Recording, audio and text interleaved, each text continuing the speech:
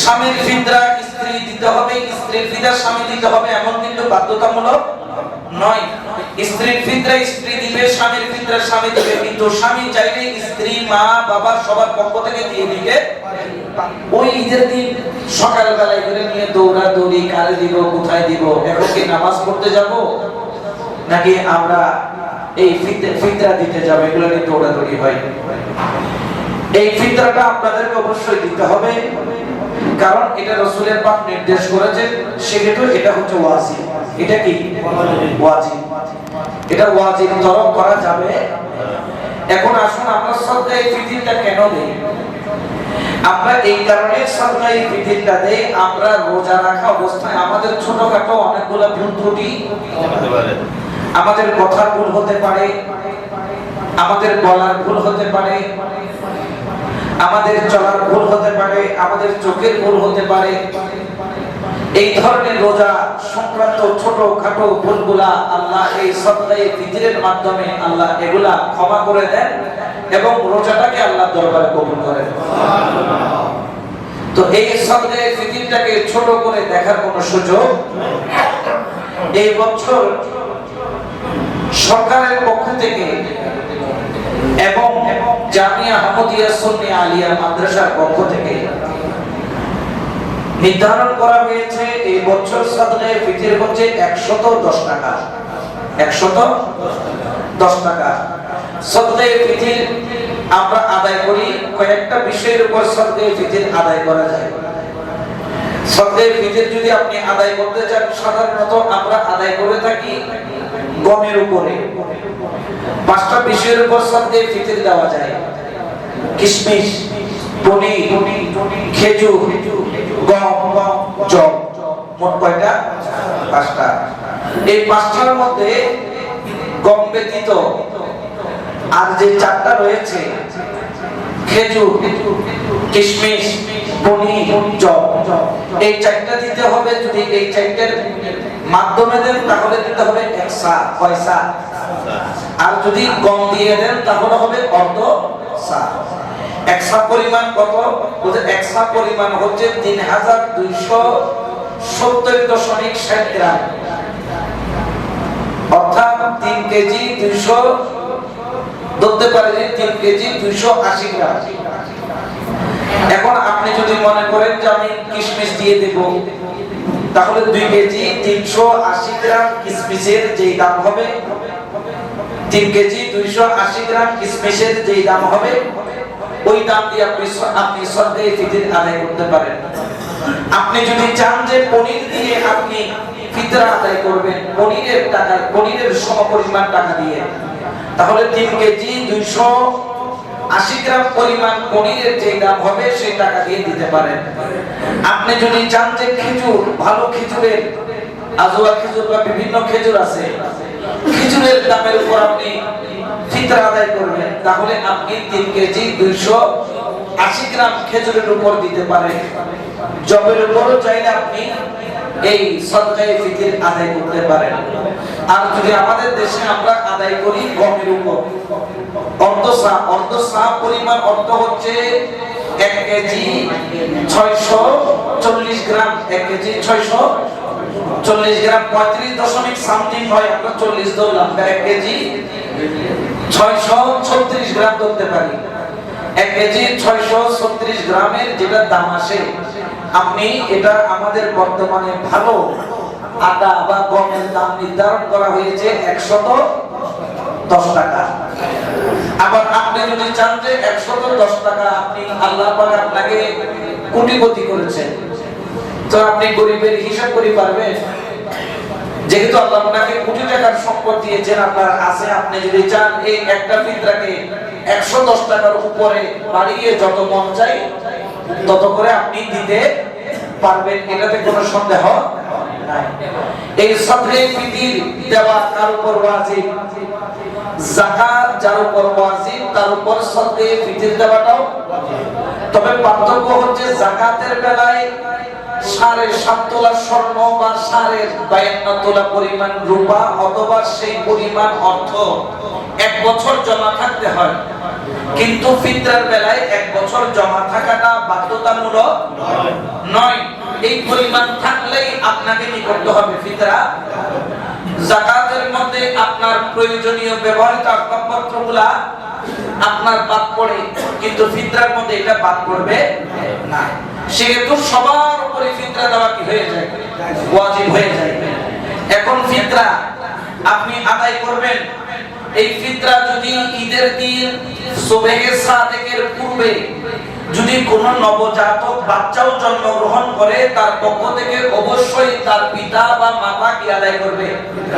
ফিতরা আদায় করবে। কখন? যদি কোন সন্তান জন্ম হয়েছে সুবহে সাদেকের আগে।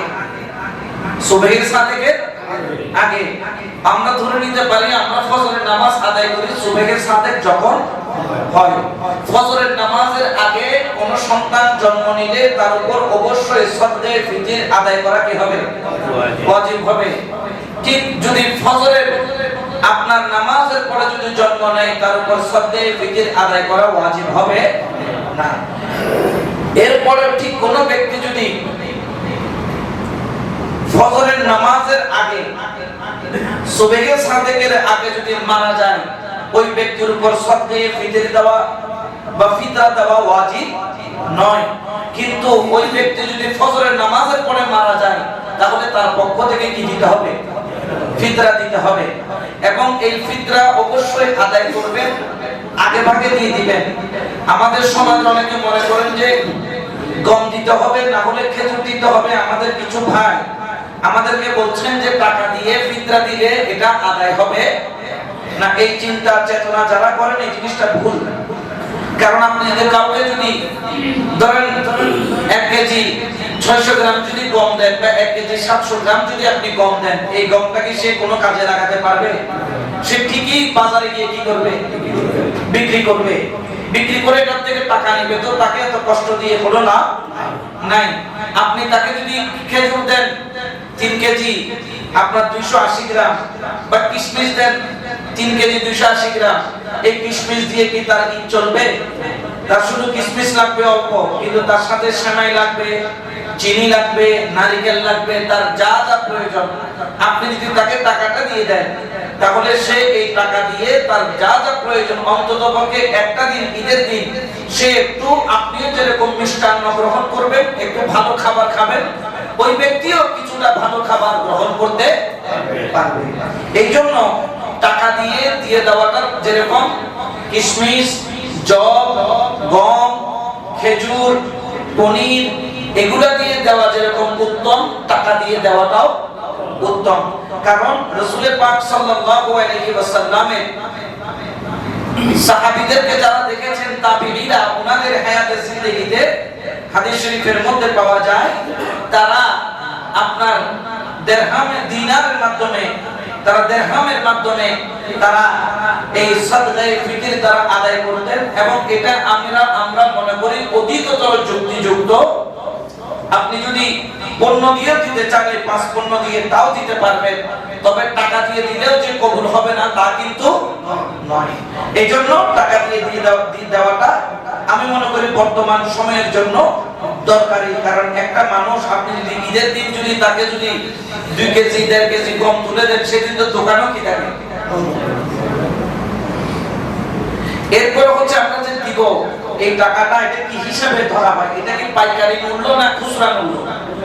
এটা অবশ্যই, যেহেতু এটা আপনার পাইকারি মূল্য হিসাব হবে না, এটা হিসাব হবে খুচরা মূল্য। পাইকারি মূল্য ধরেন 40 টাকা গম, বা পাইকারি মূল্য ধরেন 60 টাকা, কিন্তু খুচরা মূল্য হচ্ছে 65 টাকা। তাহলে আপনাকে পাইকারি মূল্যে দিলে হবে না, দিতে হবে কি মূল্যে? খুচরা মূল্যে। খুচরা মূল্যে আপনি এটা আদায় করবেন, এবং এই আদায়ের মাধ্যমে আপনার ফিতরা আদায় হয়ে যাবে। এবং এর মাধ্যমে যদি কোনো ধরনের রোজার মধ্যে ভুল ত্রুটি হয়ে থাকে, আল্লাহ পাক রব্বুল আলামিন আহকামুল হাকিমিন, এটাকে আল্লাহ পাক আমাদের দোষ ত্রুটিগুলোকে ক্ষমা করবেন। আল্লাহ পাক আমাদেরকে এই ফিতরাটুকু আদায় করার তৌফিক দান করুন। আমিন। এবং খেয়াল রাখবেন, উপযুক্ত ব্যক্তিকে ফিতরা দিবেন। আপনারা চাইলে বিভিন্ন যেগুলা এতিমখানা আছে, সেখানেও আপনি ফিতরা দিতে পারবেন। উপযুক্ত ব্যক্তি যারা মিসকিন গরীব অসহায় আপনি তাদেরকে ফিতরা দিবেন। যদি নাবালেগ বাচ্চা থাকে তাহলে নাবালেগ বাচ্চার পক্ষ থেকে ফিতরা দেওয়াটা তার বাবার উপর কি থাকবে, জিম্মেদারি থাকবে। এবং যদি আপনার বালেগ বাচ্চা হয়, যে বাচ্চা নিজে সবল হয়ে নিজে চলতেছে, বালেগ যাকে বলা হয়, বালেগ যদি বাচ্চা হয় তাহলে অবশ্যই ওই বালেগ বাচ্চা এই ফিতরার আদায় করবে। বাবা আদায় না করলেও নিজের থেকে আদায় করাটা ওই বাচ্চার জন্য ওয়াজিব। এরপরেও যদি বালেগ বাচ্চার পক্ষ থেকে যদি মা বাবা আদায় করে কি হয়ে যাবে, আদায় হয়ে যাবে। স্বামীর ফিতরা স্ত্রী দিতে হবে, স্ত্রীর ফিতরা স্বামী দিতে হবে এমন কিন্তু বাধ্যতামূলক নয়। স্ত্রীর ফিতরা স্ত্রী দিবে, স্বামীর ফিতরা স্বামী দিবে, কিন্তু স্বামী চাইলে স্ত্রী মা বাবা সবার পক্ষ থেকে দিয়ে দিতে পারবে। যদি স্বামী যদি স্ত্রীর ফিতরা না দেয় এটার জন্য স্ত্রী গুনাহগার হবে, স্বামী গুনাহগার হবে না। এইজন্য খেয়াল রাখবেন, আপনারা অবশ্যই ফিতরা আদায় করে দিবেন হিসাব কিতাব করে। যেটুকু হয় এইটুকু চাইলে যাদেরকে আল্লাহ তৌফিক দিয়েছেন আপনারা চেষ্টা করবেন এই তৌফিকের চাইতে আরো একটু বেশি 110 টাকা আমি বললাম, কিন্তু আল্লাহ আপনাকে তৌফিক দিয়েছে একটা ফিতরা 2000 3000 করে দেওয়া। আল্লাহ আপনার তৌফিক দিয়েছেন, অর্থ সামর্থ্য দিয়েছেন। এবং এই ফিতরা যদি আপনি যদি চান যে একটা ফিতরা আমি 5000 টাকা করে দিব, একটা ফিতরা আমি 10000 টাকা করে দিব, মানে 110 টাকাটাকে আমি কি হিসেবে দিব, অধিক পরিমাণে দিব, এটাতে আপনি দিতে পারবেন, এটাতে আপনি সওয়াব পাবেন।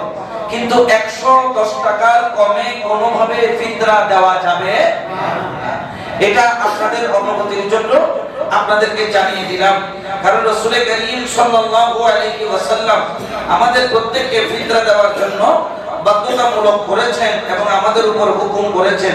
ওয়ান ইবনে ওমর রাদিয়াল্লাহু তাআলা আনহুমা قال فرض رسول الله صلى الله عليه وسلم زكاة الفطر صاعا من التمر أو صاعا من الشعير على عبد الحر والذكر والأنثى والصغير والكبير من المسلمين وأمر بها।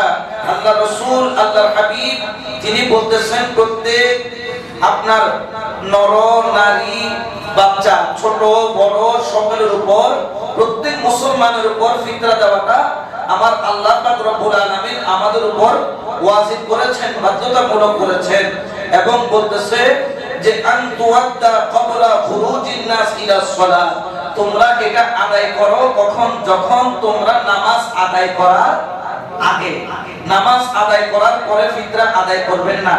এই ক্ষেত্রে কেউ যদি চান যে নামাজের দেরি হয়ে যাচ্ছে আমি ফিতরা দিতে গেলে নামাজ পড়তে পারবো না, এই ক্ষেত্রে কি করবেন, এই ফিতরার টাকাটা অবশ্যই একসাথে করে ঘরের বাইরে নিয়ে যাবেন। ঘরের কি বাহিরে, এটা কোন একটা জায়গায় আপনারা হয়তো বা মুরব্বিদেরকে দেখতেন আগে যে ফিতরার টাকাটা একসাথে করে বাইরে কোন একটা দেওয়ালের খোঁচার মধ্যে বা একটা ইটের নিচে বা কোন একটা ঘরের বাইরে কি করতেন, অর্থাৎ আমার এই ফিতরাটা আমার ঘরের আয়ত্তের কি চলে গেল, বাইরে চলে গেল। যদি কোনো কারণে ভুল হয় বা দিতে আপনার ওই সময় নাই যে নামাজ পড়লে ফিতরা দিতে পারবেন না, ফিতরা দিলে নামাজ পড়তে পারবেন না, সেই ক্ষেত্রে এরপরে যারা মাযুর, হাঁটতে পারে না চলতে পারে না, যাদের মাযুর আছে, যারা অপারগ, ওই ব্যক্তিরা চাইলে নামাজের পরে ফিতরা দিতে পারবে। তবে আপনি তো মাযুর নন, আপনি তো মাযুর নন, বা আপনার একটা পাও ল্যাংড়া নয়, আপনি চলতে পারেন, আপনি হুইল চেয়ারে চড়েন এমন তো নয়। সেহেতু আপনারা একদিন অথবা 2 দিন আগে ফিতরা কি করতে পারবেন, আদায় করে দিতে পারবেন। আল্লাহ পাক রব্বুল আলামিন আমাদেরকে এই ফিতরাটুকু আদায় করার তৌফিক দান করুন, আমিন। একটু দরুদ শরীফ পড়েন, সালাতুন ইয়া রাসূলুল্লাহ আলাইকুম,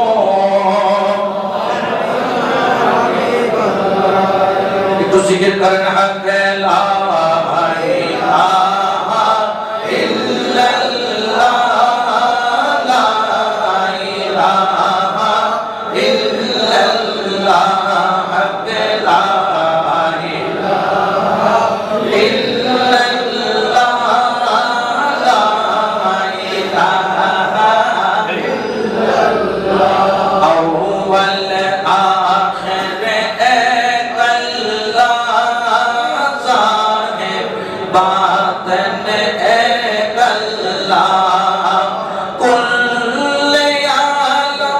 এক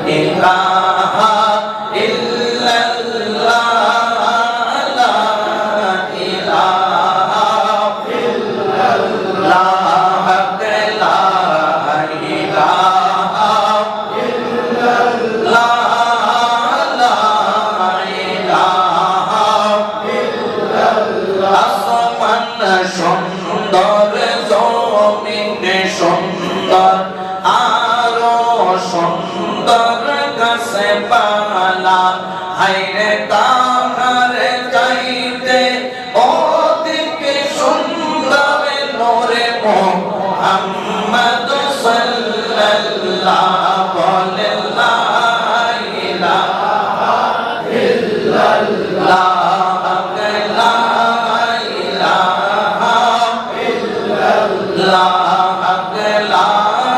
ইলাহা ইল্লাল্লাহ মুহাম্মদ রাসূলুল্লাহ সাল্লাল্লাহু দুনিয়া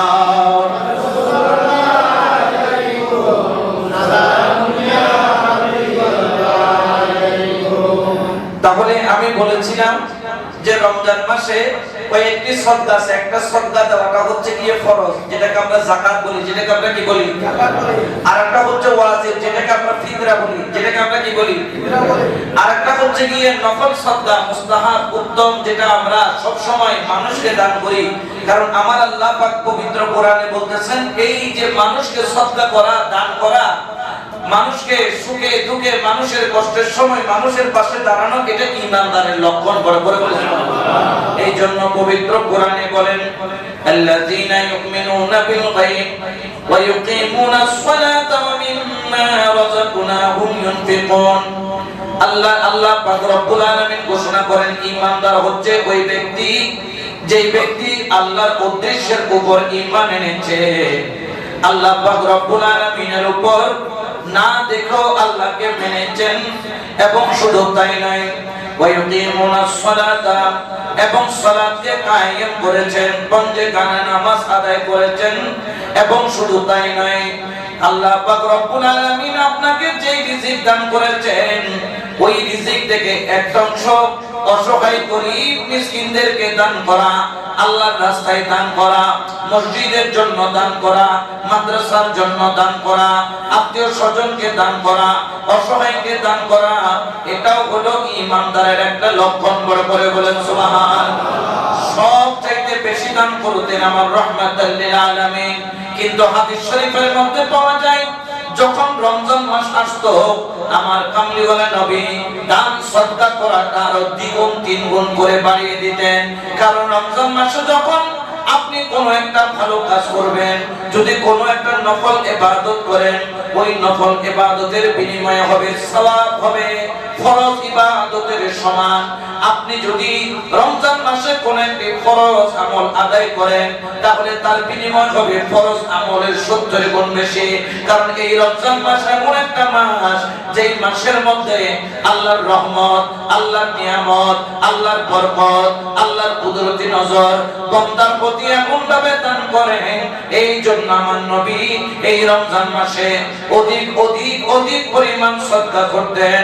যেমন আমার কামলিওয়ালা নবী রাহমাতুল লিল আলামিনের দরবারে একটা হাদিয়া আসলো, ছাগল বা বকরি বা দুব্বা। আমার রাসূলের পাকের ঘরের মধ্যে কয়েকদিন যাবত কোনো খাবার নাই। রাসূলের পাক সাল্লাল্লাহু আলাইহি ওয়াসাল্লাম ওনার দরবারে যখন হাদিয়া আসলেন, এই হাদিয়াটুকু তিনি জবে করলেন। আর যখন জবে করলেন আম্মা জান আয়েশা সিদ্দিকা রাদিয়াল্লাহু তাআলা আনহা তিনি মনে মনে ভাবলেন দীর্ঘদিন ঘরের মধ্যে কোনো ভালো খাবার নাই, আজকে রাসূলের পাকের দরবারে হাদিয়া আসলো, ওই হাদিয়া হলো ছাগল। আজকে দীর্ঘদিন পরে আমরা ঘরের মধ্যে রাসূলের পাককে নিয়ে আমরা ওই ছাগলের মাংসগুলা আমরা ভক্ষণ করব, আমরা খাবো। তারা জানে রাসূল দান করেন। রাসূলের পাক সাল্লাল্লাহু আলাইহি ওয়াসাল্লাম হুকুম করলেন এই ছাগলের একটি রান দান করে দাও। একটি রান দান করে দেওয়া হলো। আবার হুকুম করলেন আরেকটি দান করে দাও। আরেকটি দান করে দেওয়া হলো। সামনের পায়ের রানটি দান করে দাও। দান করে দেওয়া হলো। আরেকটি দান করে দাও। এইভাবে দিতে দিতে দিতে দিতে দিতে দিতে আমার রাসূলের পাকের হুজরা মুবারকের মধ্যে ছাগলের শুধু গর্দানা বা খাড় যেই অংশটুকু আছে ওই অংশ ছাড়া সমস্ত ছাগলের মাংস আমার রাসূলের পাক সাল্লাল্লাহু আলাইহি ওয়াসাল্লাম দান করে দিলেন। শুধু আছে গলা, এই অংশটুকু আছে ছাগলের। আম্মা জান আয়েশা সিদ্দিকা রাদিয়াল্লাহু তাআলা আনহা তিনি মনে মনে ভাবলেন, যাই হোক পুরো ছাগল দান করে দিলেও তো অল্প একটা টুকরা আছে যেটা দিয়ে কোন রকম পরিবার নিয়ে খাওয়া যাবে। হঠাৎ করে আমার রাসূলের দরবারে একজন ফকির আসলেন, আমার রাসূলের দরবারে হাত পেতে দিলেন। আমার রাসূলের পাক আম্মা জানা আয়েশা সিদ্দিকাকে বললেন, ছাগলের কি আর কিছুই বাকি নাই? ইয়া রাসূলুল্লাহ, পুরা ছাগলটাকে দান করে দেওয়া হয়েছে, শুধু গর্দানের একটা অংশ বাকি আছে, এই অংশ ছাড়া আর কোনো অংশ নাই। আমার রাসূল বললেন, আয়েশা তুমি ভুল বলেছো, বলো পুরো ছাগলটাই আমার কাছে রয়ে গেছে, শুধু গর্দানটাই আমার কাছে নাই। একটা কাজ করে গর্দানের অংশটা ওই ফকিরকে দান করো, তাহলে পুরো ছাগল আল্লাহর রাস্তায় দান করার বিনিময়ে পুরো ছাগল দান করার সওয়াবটা আমার ঘরে রয়ে যাবে। বড় করে বলেন সুবহানাল্লাহ। এটা ছিল রাসূলের পাকের আমল। আমরা কি আমলের মধ্যে আমাদের দ্বারা সম্ভব? আমাদের দ্বারা সম্ভব? আপনি পুরো না পারলেও কিছুটা আমল করেন, কারণ এই সদকার কিছু গুণ আছে। কারণ এই সদকা যখন আপনি দান করবেন, এই সদকা হলো এমন একটি নিয়ামত, আমার রব্বুল আলামিনের পক্ষ থেকে, আমার রহমাতুল লিল আলামিন তিনি ঘোষণা করেন, আত্তাকুন নারা ওয়ালাউ বিশিকিন তামারাতিন, বলতেছে তোমরা যদি ঘরের মধ্যে একটা খেজুর থাকে, খেজুরের অর্ধেক তুমি খাও আর অর্ধেক তুমি আল্লাহর রাস্তায় দান করো।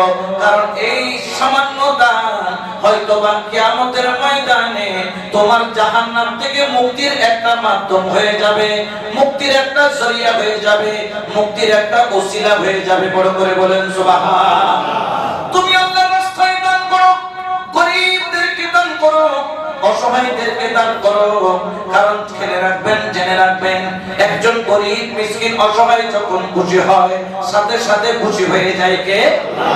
একজন গরীব অসহায় যখন ঘরের মধ্যে কষ্ট পায়, এই জন্য তো হাদিসের মধ্যে রয়েছে, তুমি যেই ঘরের মধ্যে থাকো তোমার আশেপাশে 40 ঘরে যারা রয়েছে তাদের দায়িত্ব তাদের খোঁজ খবর নেওয়া, তারা খাইছে কি খায় নাই, তারা কেমন করে চলতেছে, তাদের কর্ম কেমন, তারা কি অবস্থায় আছে, এটা দেখার দায়িত্ব রাসূলের পাক আল্লাহর তরফ থেকে রাসূলের পাকের মাধ্যমে প্রত্যেক মুসলমানের উপর দায়িত্ব দেওয়া হয়েছে। তোমার আশেপাশে যদি 40 ঘরের মধ্যে কোনো ব্যক্তি উপাস থাকে, ওই ব্যক্তি যদি কষ্ট পায়, এই জন্য কিয়ামতের ময়দানে তোমাকে হিসাব দিতে হবে। এই জন্য হযরত ফারুক আযম রাদিয়াল্লাহু তাআলা তার খেলাফত কালে তিনি সারা রাত্রি বেলা রাস্তায় দৌড়াইতেন। তিনি বলতেছেন, আমি অর্ধ পৃথিবীর শাসন করতাম, 22 লক্ষ মুরাব্বা মাইল যদি আমার সীমানার শেষ প্রান্তে যদি কোন একটা কুকুরও যদি অনাহারে মারা যায়, আমি ওমর আল্লাহর দরবারে আমার চেহারা দেখাইতে পারবো না। কিন্তু দেখা গেল এক ভাই কোটি কোটি দালালের মধ্যে ঘুমায়, আরেক ভাই ঝুপড়ি ঘরের মধ্যে ঘুমায়। ওই বড় ভাই সকলকে দান করে, ছোট ভাইটাকে দান করে না, ছোট ভাই তাকে কোন ধরনের সহযোগিতা করে না। জেনে রাখো ওয়ান জুবাইর ইবনে মুতাইম রাদিয়াল্লাহু তাআলা قال رسول الله صلى الله عليه وسلم لا يدخلن الجنة قاطع, যেই ব্যক্তি আত্মীয়তার সম্পর্ক ছিন্ন করে, আত্মীয়তার সাথে আত্মীয়তার সম্পর্ক রাখে না, ভাইয়ের সাথে ভাইয়ের সম্পর্ক রাখে না, বোনের সাথে ভাইয়ের সম্পর্ক রাখে না, মনে করতেছে বোনকে বিয়ে দিয়ে দিলাম আর আমার কোনো দায়িত্ব নাই। আপনার বোনের জামাই গরীব আপনার দিকে তাকিয়ে আছে, কিন্তু লজ্জার কারণে মুখ ফুটে বলতে পারে না। আপনি চাইলে তাকে যাকাতের টাকা দিতে পারতেন, যাকাত বলে দেওয়ার দরকার নাই। আমার নবী বলেন, যাকাত বলে দিলে বোনের মধ্যে কষ্ট পাবে।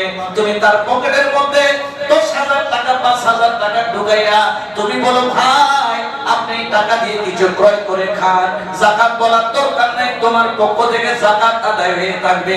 যদি যাকাতও আপনি দিয়ে থাকেন, আপনি তাকে এমনি দান করেন।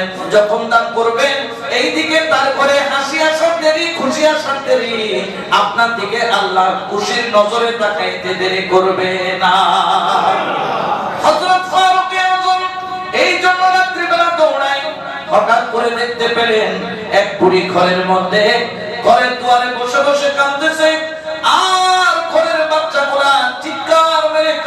করতেছে আর সন্তানদেরকে বলতেছে একটু দাঁড়াও, কিছুক্ষণ পরে খাবার হবে। কিন্তু সন্তানরা কান্না করতে করতে ঘুমায় গেল। যখন ঘুমায় গেল, ওই মহিলা চোখের পানি ছেড়ে বলে, আল্লাহ, কিয়ামতের ময়দানে ফারুক আজমের কলা আর আমার হাত হবে। কিয়ামতের ময়দানে আমি ফারুক আজমের কলার ধরে আল্লাহ তোমার কাছে বিচার চাইবো।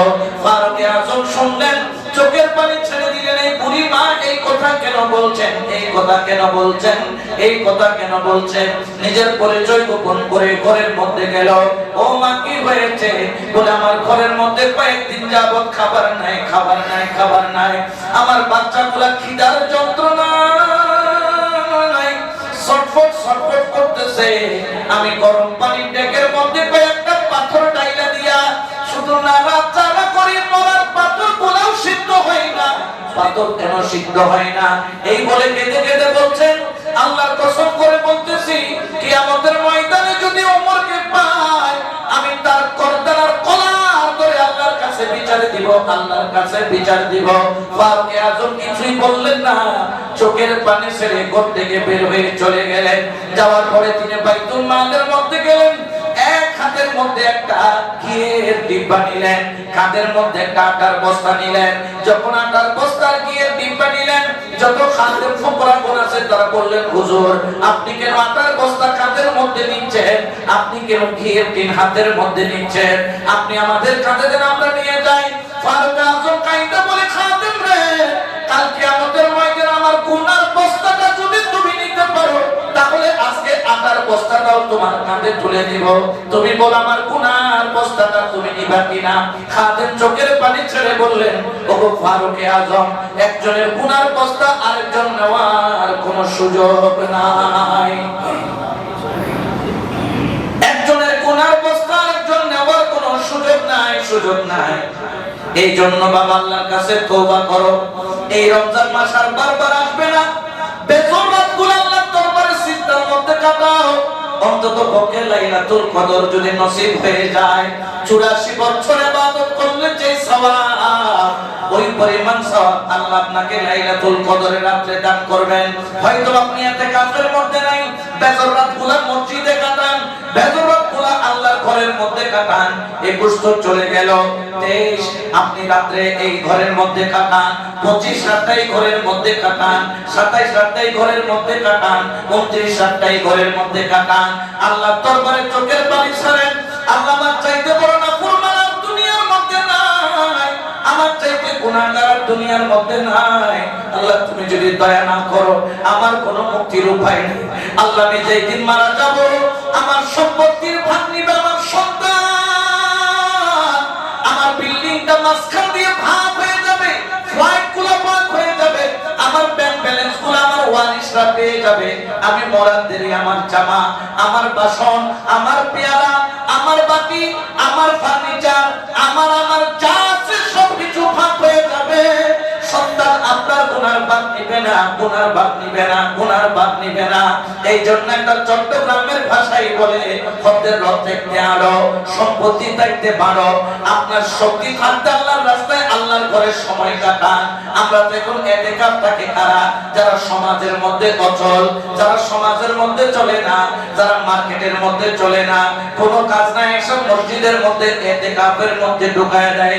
বেজর রাতগুলো অন্তত আপনি এতেকাফের নিয়তে মসজিদে চলে আছেন, ইফতারের পর থেকে ফজর পর্যন্ত মসজিদের মধ্যে কাটান। হয়তো আল্লাহ পাক যদি দয়া করেন, আল্লাহ এই রাত্রিবেলা লাইলাতুল কদরের সওয়াব ঘরের মানুষ পাক আর না পাক, আল্লাহ ঘরের মেহমানকে আল্লাহ কখনো বঞ্চিত করে না। কারণ যারা ইজ্জতদার তারা মেহমানকে না খাওয়াইয়া নিজে খায় না। আল্লাহ চাইতে বড় ইজ্জতদার কেউ আছে? লাইলাতুল কদরটা আল্লাহর ঘরের মেহমানকে না দিয়ে আল্লাহ অন্যদেরকে আগে দিবে না। হয়তো ওই ব্যক্তি লাইলাতুল কদর রাতে ঘুমাচ্ছে, আল্লাহ বলবেন, হায় হায়, আমার বান্দা ঘুমের মধ্যে কাটাচ্ছে, কিন্তু ঘুমাইলো তো আমার ঘরে ঘুমাচ্ছে। ঘুমাইলো কার ঘর? আল্লাহর ঘরে ঘুমাচ্ছে, আল্লাহ সেটা বঞ্চিত করবে না।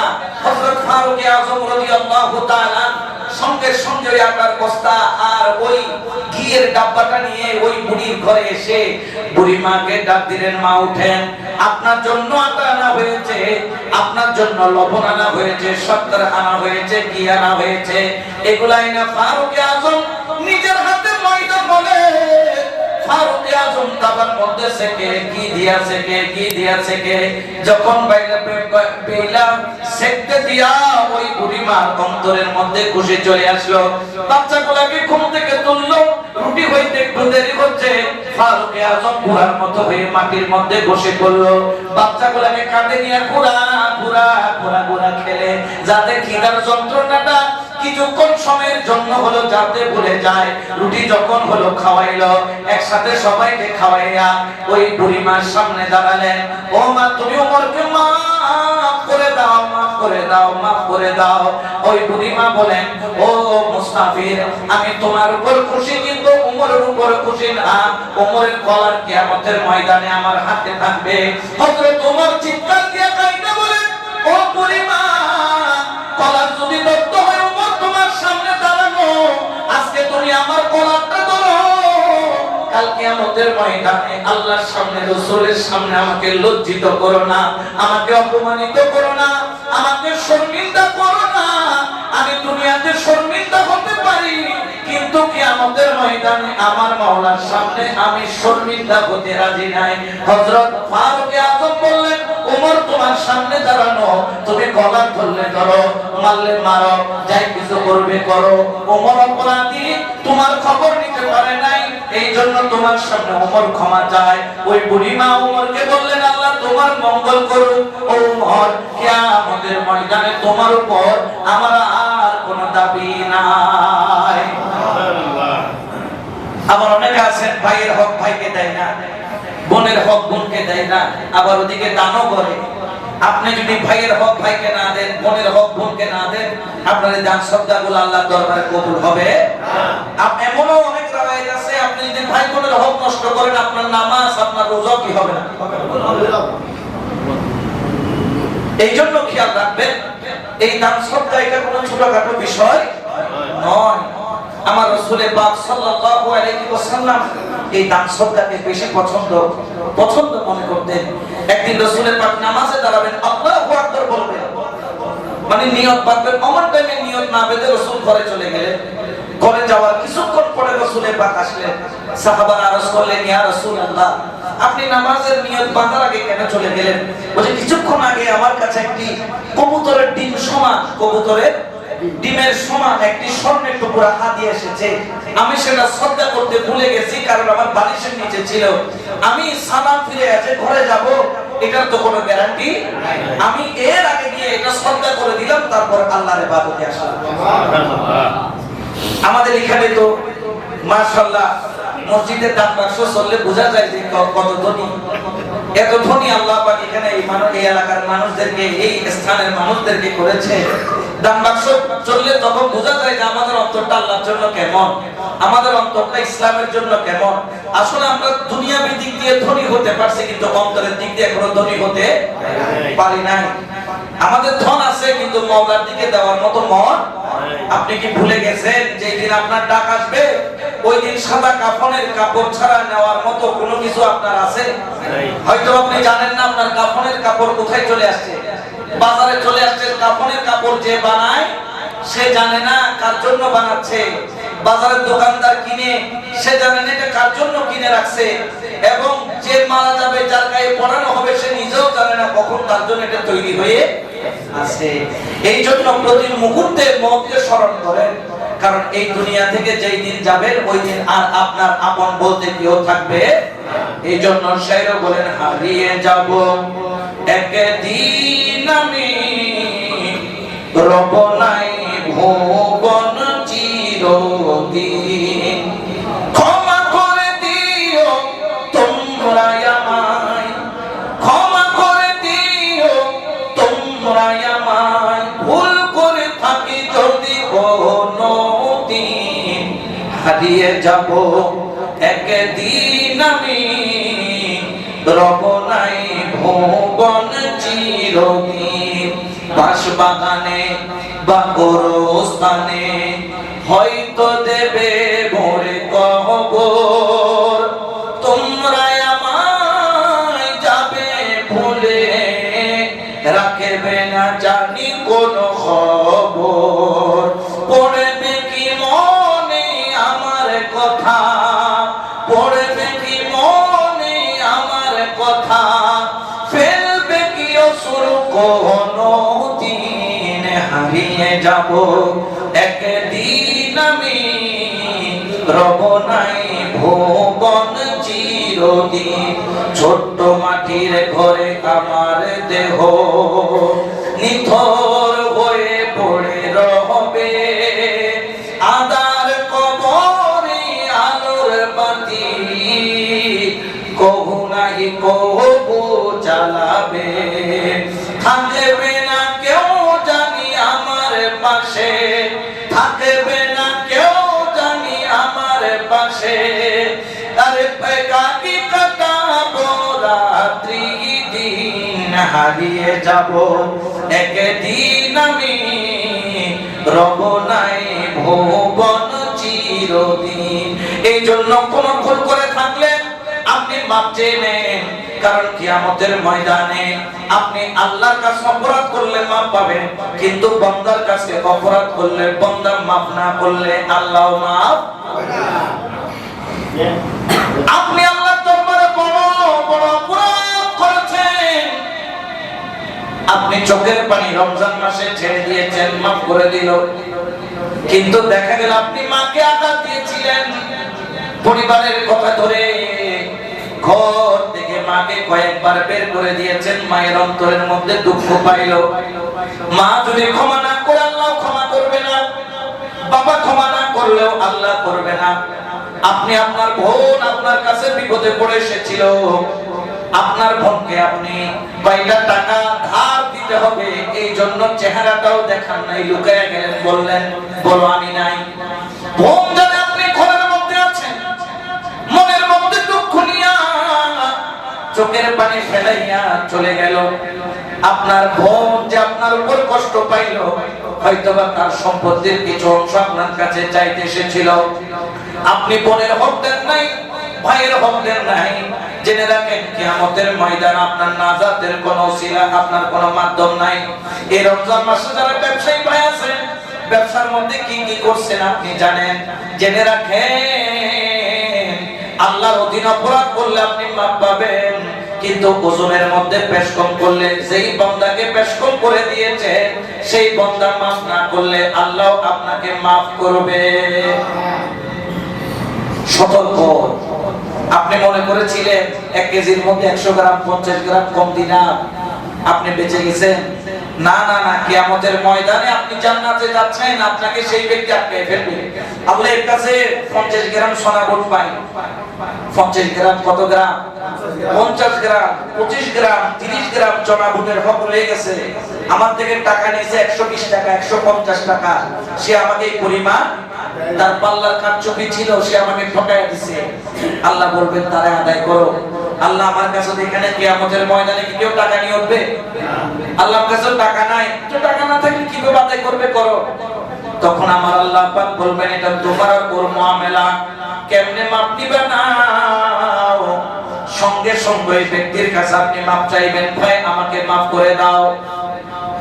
এই যে আমরা যে কোনো ব্যক্তি মারা গেলে মানুষটা কেমন ছিল, ভালো ছিল, যে নামাজের যখন জানাজার নামাজ শেষ হয়, শেষ হওয়ার পরে যে আমরা যে কাতার ভাঙার পরে বলি যে মানুষটা কেমন ছিল, ভালো ছিল, এটা কেন সাক্ষী নেই কেন, যাতে সবাই তার পক্ষে কি দেয়, সাক্ষী। অনেক সময় একটা মানুষ মারা গেলে অনেক দুঃখ থাকলেও অন্তর থেকে দুঃখগুলা মুছে যায়, যে তার উপর আমার আর কোনো দাবি দাওয়া নাই। এটাই কারণ অনেকে বলে বেদাত বেদাত, আরে বাবা তোমার আখিরাত বাঁচতেছে, এটা উসিলা, তুমি বেদাত বেদাত পারতেছো। এই জন্য খেয়াল রাখবেন, আপনি যদি কিয়ামতের ময়দানে 50 গ্রাম চনা, আপনারা এই 50 গ্রাম চনার জন্য আটকায়া যাবেন। এখন কি করবেন না করবেন তো জানি না। আবার অনেকে আছেন যে ওই যে ইলেকট্রিক চুরি করে, এরকম কিছু আছে না, খোড়া মারতে খোড়া, মানে লাইনে অরিজিনাল ডুপ্লিকেট, এগুলোর জন্য কিয়ামতের ময়দানে আটকানো হবে। কারণ কিছু জিনিস আছে যেগুলো আপনি বাঁচার কোনো রাস্তা পাবেন না, রাস্তা খুঁজবেন বের হওয়ার জন্য, কিন্তু বাঁচার কোনো রাস্তা। কারণ এই যে চুরি করে বিজনেস এগুলো তো জনগণের টাকা, সবাই মানে বাংলাদেশের 20 কোটি জনগণের আপনার কাছে পাওনাদার হয়ে যাবে। এগুলো আমরা মনে করি এগুলো ছোটখাটো বিষয়, আসলে এগুলো ছোটখাটো বিষয় নয়, এগুলো অনেক জটিল বিষয়। এই জন্য নিজেকে এত অহংকার করার কিছু নাই, আল্লাহর কাছে সবসময় নত হয়ে থাকেন। আল্লাহ তুমি দয়া না করলে আমাদের মুক্তির কোনো উপায় তুমি যদি ধরা আরম্ভ করো কোনখান দিয়ে বাঁচবো। এই যে মসজিদ আসলেন, পায়ের নিচে একটা পিঁপড়া পড়ে মারা গেল, আপনি তো খেয়াল করেন নাই। যদি আল্লাহ বলে যে ওয়া তুই ফিয়ারাও মাই তুমি করে কেন রোগান কি দাও ফিরে দাও, পারবে? এটা আমার আর আপনার পক্ষে সম্ভব। এই জন্য খেয়াল রাখবেন। শায়ের বলেন হাম সব মুসাফির হ্যায় কবর আখির ঠিকানা, হাম সব মুসাফির হ্যায় কবর আখির ঠিকানা, कोई आगे रवाना है कोई पीछे रवाना। এই জন্য কি কখন যাব তার কোনো গ্যারান্টি নাই।